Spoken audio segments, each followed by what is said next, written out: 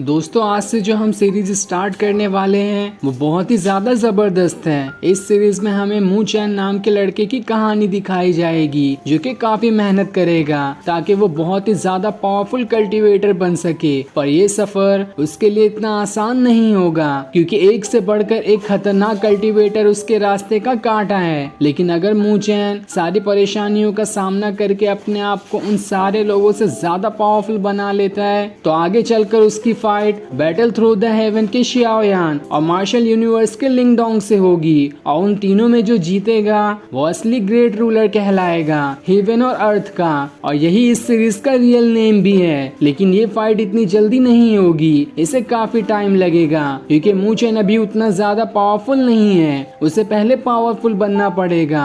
और यही कहानी हमें इस सीरीज में दिखाई जाएगी। लेकिन इसकी एक और एंडिंग भी बन सकती है जिसमें ये तीनों ही मिलकर डीमन से फाइट करेंगे और एक साथ ग्रेट रूलर बनेंगे। पर ये तो हमें आगे चलकर ही पता चलेगा कि कौन सी एंडिंग कंपनी ने इस सीरीज के लिए बनाई है। साथ ही इस सीरीज के कुछ कैरेक्टर्स आपको बैटल थ्रू द हेवन से मिलते हुए दिखाई देंगे क्योंकि दोनों को बनाने वाली सेम कंपनी ही है। तो चलिए इस खतरनाक लड़ाई और कल्टीवेशन से भरी सीरीज को शुरू करते हैं। एपिसोड 1 की स्टार्ट में हमें स्पिरिचुअल लैंड को दिखाया जाता है जहाँ पर हम मूजियान को देख पाते हैं और उसने कई सारे लोगों को वहाँ पर मार दिया था। तभी आसमान में मिरर ऑफ जजमेंट अपीयर होता है और वो मू चैन से कहता है तुमने यहाँ पर कई सारे मासूम लोगों की जान ली है, इसकी सजा तुम्हें जरूर मिलेगी। और सजा के हिसाब से तुम्हें स्पिरिचुअल लैंड से निकाल दिया जाता है। लेकिन तब वहाँ पर एक और इंसान की आवाज सुनाई देती है जो कि उस इंसान से कह रहे होते हैं मू चैन ने ये जानबूझ के नहीं किया, इसके पीछे जरूर कोई वजह होगी, इसलिए मू चैन को कोई सजा ना दी जाए। और वो आवाज सुनकर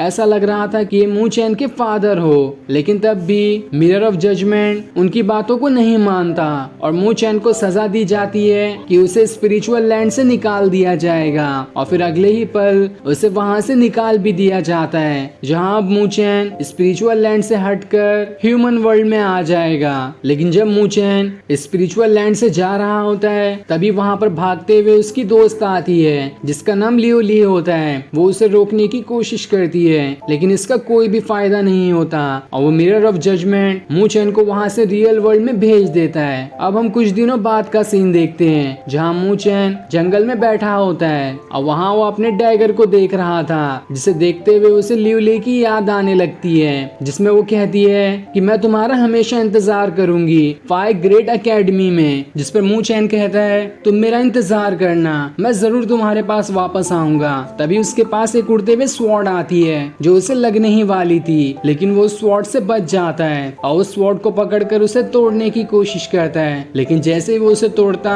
इससे पहले वहाँ पर एक लड़की आ जाती है जो कि मू चैन की दोस्त होती है और उसका नाम क्विंग होता है। वो मू चैन से कहती है अरे मेरी स्वॉर्ड मत तोड़ देना, मैं तो बस यहाँ पे तुम्हारा टेस्ट ले रही थी कि तुम्हारी पावर्स कितनी बड़ी है। पहले तो तुम सेंसेशन लेवल पे थे लेकिन अभी तुम्हारे फाइट करने का तरीका देखकर मुझे समझ में आया है स्पिरिचुअल मूवमेंट लेवल पर पहुंच चुके हो, ये तो बहुत अच्छी बात है। और यही टेस्ट करने के लिए मैंने तुम पर अटैक किया था। जिसमें मू चैन कहता है अरे ये कैसा तरीका हुआ मुझ पर अटैक करने का, ये तो अच्छी बात नहीं है। तब क्वीन कहती है अरे ये सारी चीजें छोड़ो, मुझे तुम्हें बहुत कुछ दिखाना है इसलिए मेरे साथ चलो। जिसके बाद वो उसे अपने साथ ले जाने लगती है। लेकिन जब वो दोनों आगे बढ़ रहे होते हैं तब वेस्ट अकेडमी के कुछ डिसाइपल मू चैन का मजाक उड़ाने लगते हैं कि ये तो वही इंसान है जिसे स्पिरिचुअल लैंड से लात मारकर निकाल दिया गया, देखो ये कितना बेकार है, अच्छा हुआ इसे निकाल दिया गया था। ये सुनकर क्वीन को गुस्सा आ जाता है और वो उनसे कहती है तुम वेस्ट अकेडमी के लोग इतना बड़बड़ क्यों करते हो, चले जाओ यहाँ से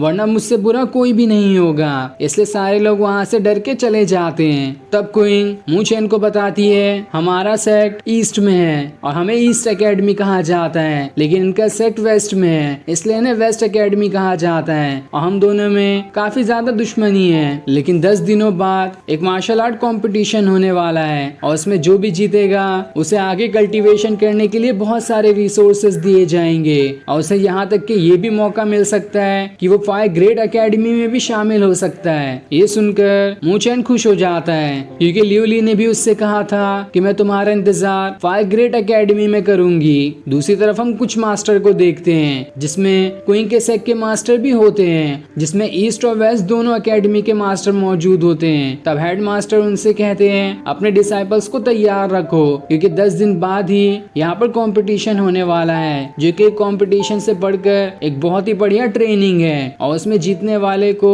काफी अच्छे इनाम दिए जाएंगे और उनके सेक्ट का भी नाम रोशन होगा। इसलिए अपने डिसाइपल से कह दो कि वो अपनी प्रैक्टिस को और ज्यादा हार्ड बना ले। दूसरी तरफ हम यांग नाम के आदमी को देखते हैं जो कि वेस्ट एकेडमी का सबसे ज्यादा पावरफुल डिसाइपल है। तब उसे सामने से क्विंग मूचेन के साथ दिखाई देती है। ये देखकर यांग अपने भाई को बुला लेता है जिसका नाम मुबाई होता है और वो उससे कहता है देखो ये मूचेन दोबारा यहाँ पर वापस आ गया, इसकी तो यही औकात थी कि इसे स्पिरिचुअल लैंड से धक्के मारकर बाहर निकाल दिया गया। अब अगली बार का मौका मुझे मिलेगा और मैं यहाँ से स्पिरिचुअल लैंड के अंदर जाऊंगा और वहाँ से मुझे कोई भी कभी बाहर नहीं निकाल पाएगा। तब उसका भाई कहता है जाओ पहले उस मार्शल आर्ट कंपटीशन को जीतो, उसके बाद ही मालूम पड़ेगा कि कौन आगे बढ़ सकता है और उस पर ही हमारी फैमिली की इज्जत भी डिपेंड करती है, इसलिए तुम्हें वो नहीं हारना है। तो क्या मैं तुम पे जिम्मेदारी दे सकता हूँ कि तुम इस कंपटीशन को संभाल लोगे? जिस पर यांग कहता है आपको टेंशन लेने की जरूरत नहीं है, मैं मूचेन को आसानी से संभाल लूंगा। दूसरी तरफ कुछ वेस्ट एकेडमी के डिसाइपल ईस्ट एकेडमी के डिसाइपल को मार रहे होते हैं क्योंकि वो लोग प्रैक्टिस ग्राउंड में प्रैक्टिस कर रहे थे, पर वो लोग पहले आए थे और बाद में आने वाले वेस्ट एकेडमी के डिसाइपल पहले आए हुए ईस्ट एकेडमी के डिसाइपल को मारकर भगा रहे होते हैं ताकि वो लोग खुद यहाँ पर अपनी प्रैक्टिस कर सके। तब तांग नाम का एक डिसाइपल आता है जो कि ईस्ट एकेडमी से है और वो वेस्ट एकेडमी के लोगों को रोकते हुए कहता है आखिर तुम्हारी हिम्मत कैसे हुई डिसाइपल्स को परेशान करने की, इसकी सजा तुम्हें मिलकर रहेगी। जिसके बाद वो वेस्ट एकेडमी के लीडर से लड़ना शुरू कर देता है और देखते ही देखते दोनों में काफी जबरदस्त फाइट शुरू हो जाती है, लेकिन तांग आसानी से हार जाता है क्योंकि वो उससे कम लेवल पर था।